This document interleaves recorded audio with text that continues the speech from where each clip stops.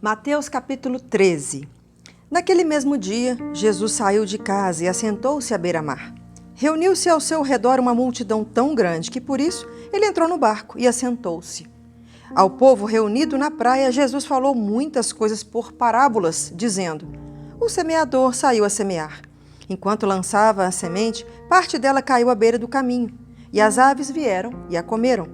Parte dela caiu em terreno pedregoso, onde não haviam muita terra, e logo brotou, porque a terra não era profunda. Mas quando saiu o sol, as plantas se queimaram e secaram, porque não tinham raiz. Outra parte caiu no meio dos espinhos, que cresceram e sufocaram as plantas. Outra ainda caiu em boa terra, deu boa colheita a 100, 60 e 30 por 1. Aquele que tem ouvidos para ouvir, ouça. Os discípulos aproximaram-se dele e perguntaram: Por que falas ao povo por parábolas? Ele respondeu: A vocês foi dado o conhecimento dos mistérios do reino dos céus, mas a eles não. A quem tem, será dado, e este terá em grande quantidade. De quem não tem, até o que tem lhe será tirado. Por essa razão, eu lhes falo por parábolas. Porque vendo, eles não veem, e ouvindo, não ouvem nem entendem. Neles se cumpre a profecia de Isaías: Ainda que estejam sempre ouvindo, vocês nunca entenderão. Ainda que estejam sempre vendo, jamais perceberão. Pois o coração desse povo se tornou insensível, e de má vontade ouviram com os seus ouvidos, e fecharam os seus olhos. Aqui é a explicação, inclusive, disso, né? Que a pessoa fala assim: Poxa, mas então Jesus quis que algumas pessoas entendessem e outras não?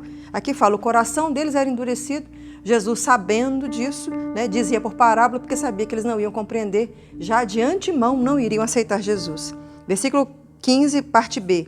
Se assim não fosse, poderiam ver com os olhos, ouvir com os ouvidos, entender com o coração e converter-se, e eu os curaria. Mas felizes são os olhos de vocês, porque veem, e os ouvidos de vocês, porque ouvem. Pois eu digo a verdade, muitos profetas e justos desejaram ver o que vocês estão vendo, mas não viram. E ouvir o que vocês estão ouvindo, mas não ouviram. Portanto, ouçam o que significa a parábola do semeador. Quando alguém ouve a mensagem do reino e não a entende, o maligno vem e arranca o que foi semeado em seu coração. Esse é o caso da semente que caiu à beira do caminho. Quanto à semente que caiu em terreno pedregoso, esse é o caso daquele que ouve a palavra e logo a recebe com alegria. Todavia, visto que não tem raiz em si mesmo, permanece pouco tempo. Quando surge alguma tribulação ou perseguição por causa da palavra, logo a abandona. Quanto à semente que caiu em meio dos espinhos, esse é o caso daquele que ouve a palavra, mas a preocupação dessa vida e o engano das riquezas a sufocam, tornando-a infrutífera. E quanto à semente que caiu em boa terra, esse é o caso daquele que ouve a palavra e a entende, e dá uma colheita de 100, 60 e 30 por 1. Uma observação que eu fiz para mim. Eu achava assim, para que uma pessoa vai jogar semente num pedregulho? Eu sei que tinha analogia de comparar pessoas conforme a palavra é semeada, e umas recebem ou não a palavra do Evangelho. Mas quando eu estive em Israel, eu compreendi pelo deserto que numa dimensão de terra, algumas parecem ter terra, mas no fundo são pedras, outras são terras que podem ser mais profundas. Eu compreendi, se jogar uma semente de forma geral, vai acontecer essa semeadura aqui, conforme foi descrito. Vamos lá, Mateus 13, versículo 24. Jesus lhes contou outra parábola, dizendo: O reino dos céus é como um homem que semeou boa semente em seu campo. Mas enquanto todos dormiam, veio o seu inimigo e semeou o joio no meio do trigo e se foi. Quando o trigo brotou e formou espigas, o joio também apareceu. Os servos do dono do campo dirigiram-se a ele e disseram: O senhor não semeou boa semente em seu campo? Então, de onde veio o joio? O inimigo fez isso, respondeu ele. Os servos lhe perguntaram: O senhor quer que tiremos? Ele respondeu: Não, porque ao tirar o joio, vocês poderiam arrancar com ele o trigo. Deixem que cresçam juntos até a colheita. Então direi aos encarregados da colheita: juntem primeiro o joio, amarrem-no em feixes para ser queimado, depois juntem o trigo e guardem no meu celeiro. Essas próximas explicações, essas próximas parábolas que eu vou dizer agora para frente, elas fazem parte de um mesmo estudo, que é a completude disso aqui, quando Jesus voltar no sentido literal para iniciar o milênio, em que haverá separação de joio e trigo, em que pessoas que não servem ao Senhor serão lançadas no inferno e pessoas que servem ao Senhor serão chamadas para habitar com Ele no milênio. É uma explicação escatológica. Vamos para frente então, versículo 31. E contou-lhes outra parábola. O reino dos céus é como um grão de mostarda, que um homem plantou em seu campo. Embora seja menor entre todas as sementes, quando cresce, torna-se uma das maiores plantas e atinge a altura de uma árvore, de modo que as aves do céu vêm fazer os seus ninhos em seus ramos. E contou-lhes ainda outra parábola. O reino dos céus é como um fermento que uma mulher tomou e misturou em uma grande quantidade de farinha, e toda a massa ficou fermentada. Jesus falou todas essas coisas à multidão por parábolas. Nada lhes dizia, sem usar alguma parábola, cumprindo-se assim o que fora dito pelo profeta. Abrirei a minha boca em parábolas, proclamarei coisas ocultas desde a criação do mundo. Então ele deixou a multidão e foi para casa.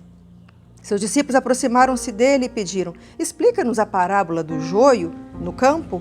Ele respondeu: aquele que semeou a boa semente é o Filho do Homem, no caso, Jesus. O campo é o mundo, a boa semente são os filhos do reino, quem leva o evangelho. O joio são os filhos do maligno, não preciso explicar. E o inimigo que o semeia é o diabo. A colheita é o fim dessa era, e os encarregados da colheita são os anjos. Assim como o joio é colhido e queimado no fogo, assim também acontecerá no fim dessa era. O Filho do Homem enviará os seus anjos e eles tirarão do seu reino tudo o que faz cair no pecado e todos que praticam o mal. Eles o lançarão na fornalha ardente, onde haverá choro e ranger de dentes. Então os justos brilharão como o sol no reino de seu Pai. Aquele que tem ouvidos, ouça. O reino dos céus é como um tesouro escondido num campo. Certo homem, tendo-o encontrado, escondeu de novo e então, cheio de alegria, vendeu tudo o que tinha e comprou aquele campo. O reino dos céus também é como um negociante que procura pérolas preciosas. Encontrando uma pérola de grande valor, vendeu tudo o que tinha e comprou. O reino dos céus é ainda como uma rede que é lançada ao mar e apanha toda a sorte de peixes. Quando está cheia, os pescadores a puxam para a praia. Então, assentam-se e juntam os peixes bons em cestos, mas jogam fora os ruins. Assim acontecerá no fim dessa era. Os anjos virão, separarão os perversos dos justos e lançarão aqueles na fornalha ardente, onde haverá choro e ranger de dentes. Então perguntou Jesus: vocês entenderam todas essas coisas? Sim, responderam eles. Ele lhes disse: por isso todo mestre de lei instruído quanto ao reino dos céus é como o dono de uma casa que tira do seu tesouro coisas novas e coisas velhas. Só para reforçar então o comentário que eu fiz no começo, eu tenho explicação de cada uma dessas partes, uma pregação que eu fiz postada no YouTube, no meu canal Adriane Gomes. Procura lá, tá? Que é o reino dos céus e o reino de Deus. Vamos terminar capítulo 13, versículo 53. Quando acabou de contar essas parábolas, Jesus saiu dali. Chegando à sua cidade, começou a ensinar o povo na sinagoga. Todos ficaram admirados e perguntaram: de onde lhe vem toda essa sabedoria e esses poderes milagrosos? Não é este o filho do carpinteiro? O nome da sua mãe não é Maria? E de seus irmãos não são Tiago, José, Simão e Judas? Não estão conosco todas as suas irmãs? De onde, pois, ele obteve todas essas coisas? E ficaram escandalizados por causa dele. Mas Jesus disse: só em sua própria terra e em sua própria casa é que o profeta não tem honra. E não realizou muitos milagres ali, por causa da incredulidade deles. É assim, né? Quando tem uma pessoa de muita fé na sua casa e às vezes ela quer dizer alguma coisa e o resto da família não quer acreditar naquilo tudo. Jesus passou por isso, né? Na própria casa tem uma passagem na frente que fala que seus irmãos estavam ainda desacreditados, que ele era tudo aquilo mesmo. Não entenderam direito. Mas é assim, a vida funciona, tem que continuar pregando e falando, porque o Senhor tem propósito nessas coisas, tá? Queridos, terminamos então o nosso 6º dia. Conto com vocês aqui para amanhã, para mais um dia de leitura bíblica. Amém? Deus abençoe.